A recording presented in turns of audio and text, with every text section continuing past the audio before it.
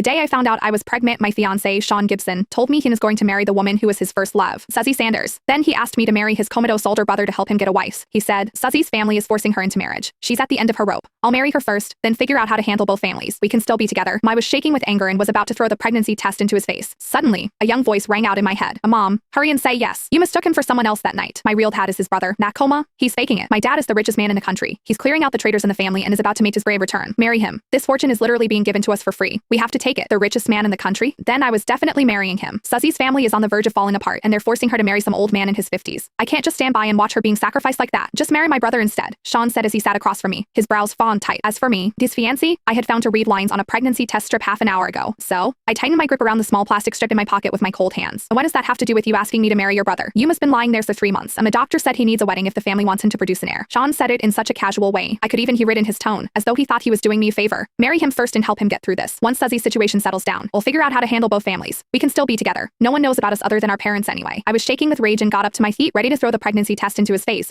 which was nothing but full of pretense. My family was not rich or powerful, but we were still respectable. If the family company had not run into trouble recently, my parents would never have agreed to let me marry an illegitimate son like him. Sean, we've been together for 3 years, yet now you want me to marry a man in a coma? Do you even have a conscience? Mom, say yes. Hurry and say yes. A child's voice burst into my mind without warning, cutting me off as I was stunned in shock. You mistook him for someone else that night and went into the wrong room in the dark. My real dad is Heath Fletcher, Sean's older brother. He's been looking for you ever since that night because he wants to make things right. I was completely stunned as I instinctively covered my stomach, which was still flat.